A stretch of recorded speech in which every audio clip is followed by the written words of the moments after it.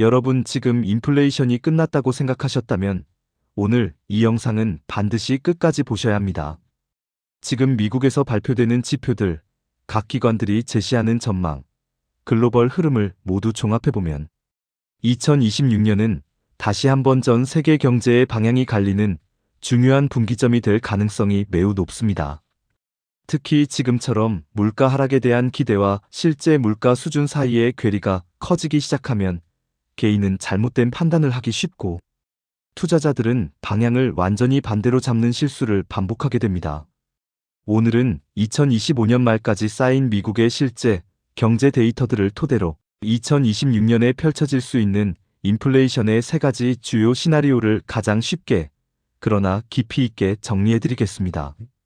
그리고 이 시나리오들이 단순히 숫자, 변화가 아니라 여러분의 자산, 월급, 생활비, 그리고 투자 전략에 어떤 직접적인 영향을 주는지까지 모두 연결해서 설명드리겠습니다.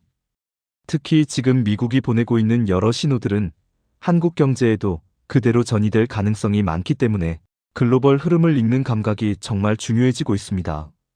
현실을 정확히 보는 사람이 위기를 피하고 기회를 잡습니다. 자, 그럼 본격적으로 시작하겠습니다.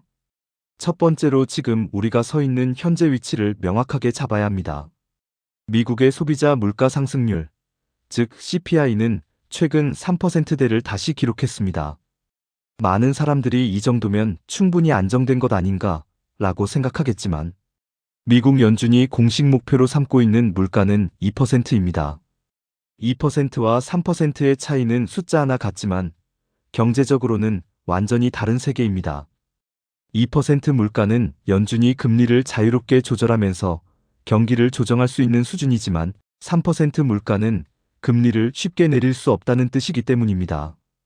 연준이 마음대로 금리를 내리지 못하는 환경이 되면 기업들의 차입 비용은 높게 유지되고 소비자는 높은 이자 부담에 시달리게 됩니다.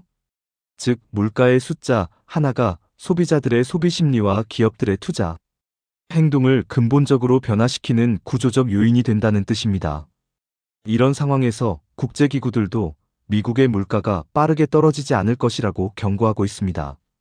IMF는 전 세계 물가는 꺾이지만 미국은 목표보다 높은 수준을 유지할 가능성이 크다고 명시했습니다.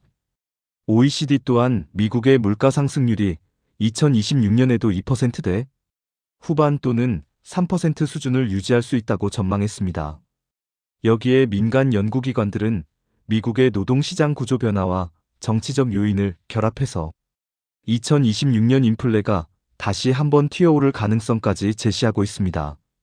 즉, 물가가 멈췄다는 기대와 달리 현실은 물가가 생각보다 더 끈적해졌다는 경고를 보내고 있는 것입니다. 그럼 지금부터 2026년 인플레이션 시나리오 세 가지를 하나씩 깊게 들어가겠습니다. 첫 번째 시나리오는 박스권 인플레이션 상단 3%, 하단 2.3%에서 2.5%의 고착화 구간입니다. 이 시나리오는 가장 가능성이 높은 시나리오로 연준과 월가 전문가들이 가장 많이 언급하는 그림입니다.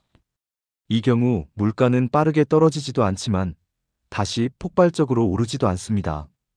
그러나 이 박스권은 개인에게는 매우 부담이 큰 구간입니다. 왜냐하면 물가가 3% 근처에 머문다는 것은 결국 생활비가 계속 올라가는 데 반해 임금 상승률은 물가를 따라가지 못할 가능성이 크기 때문입니다. 실제로 미국의 임금 상승률은 팬데믹 이후 둔화되고 있으며 임금 상승률이 물가보다 낮아지는 구간이 반복되면 실질 구매력은 계속 줄어듭니다. 한국도 비슷합니다. 월급은 그대로인데 식료품비, 보험료, 주거비, 교통비가 모두 올라버리면 체감 물가는 훨씬 높아집니다. 그래서 이 박스권 인플레 시나리오는 가장 현실적이면서 가장 체감적으로 타격이 큽니다. 이 박스권이 유지되는 이유는 세 가지입니다. 첫째, 미국 경제는 과열되지도 않았고 완전히 식지도 않았습니다. 성장률이 애매한 2% 부근에서 유지되면서 물가가 끈적하게 남아있는 상태입니다. 둘째, 임금 서비스 물가가 쉽게 떨어지지 않습니다. 미국 경제에서 전체 물가의 절반은 서비스 물가가 차지하는데 서비스 물가는 급등하지도 않지만 잘 떨어지지도 않는 구조를 가지고 있습니다. 셋째, 구조적 공급 부족입니다. 미국의 주거비는 꾸준히 상승하고 있고 연료, 보험료, 의료 서비스 비용은 완전히 하락하기 어려운 구조를 가지고 있습니다. 이런 요소들이 결합되면 물가가 내려가면 좋겠다는 기대와 물가가 현실적으로 내려가기 어렵다는 현실 사이의 간극이 더 벌어지게 됩니다. 두 번째 시나리오는 인플레의 3차 파동입니다. 이 시나리오는 단순한 위험 시나리오가 아니라 경제 전문가들이 실제로 경고하고 있는 가능성 높은 시나리오입니다. 특히 2026년을 전후로 물가가 다시 튈 수 있는 조건들이 하나씩 축적되고 있습니다. 첫 번째 요인은 관세 정책입니다. 미국이 중국, 멕시코, 유럽 국가들에게 관세를 재도입하거나 강화할 가능성은 상당히 높은 상태입니다. 관세가 올라가면 수입 제품의 가격이 오르고 이 비용은 결국 소비자에게 전가됩니다. 예를 들어 세탁기 관세가 올라가면 미국 소비자들이 사는 세탁기 가격은 즉시 오릅니다. 관세는 단순한 무역 정책이 아니라 물가를 자극하는 가장 직접적인 요인입니다. 두 번째 요인은 에너지입니다. 국제 유가는 지정학 리스크에 매우 민감합니다.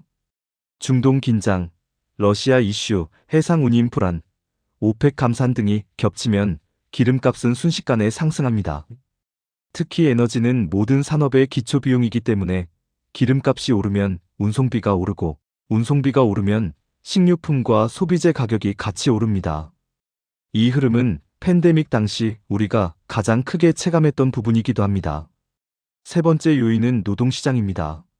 미국은 향후 이민 규제를 강화할 전망입니다. 이민은 미국 노동 공급의 중요한 원천이기 때문에 이민이 줄어들면 노동자 부족 현상이 생깁니다. 노동자가 부족하면 임금이 올라갑니다. 임금이 오르면 서비스 가격이 오르고 서비스 가격이 오르면 인플레는 쉽게 잡히지 않습니다. 이 세 가지가 합쳐지는 순간 물가는 다시 가속할 수 있습니다. 이 경우 2026년 물가는 3% 중후반으로 올라갈 가능성이 있으며 이는 연준이 금리 인하를 더 늦추게 만들 것입니다. 세 번째 시나리오는 경기 둔화 또는 부분 침체로 인한 물가 하락입니다. 많은 사람들이 물가가 떨어지면 좋은 것 아닌가? 라고 생각하지만 그렇지 않습니다. 물가가 떨어지는 이유가 경제 자체가 얼어붙기 때문이라면 개인에게는 훨씬 위험한 환경이 됩니다.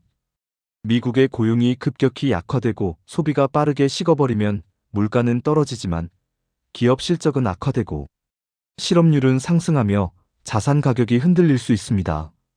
이 경우 금리가 빠르게 내려가겠지만 이는 경제가 이미 충격을 받은 뒤의 이야기일 가능성이 큽니다.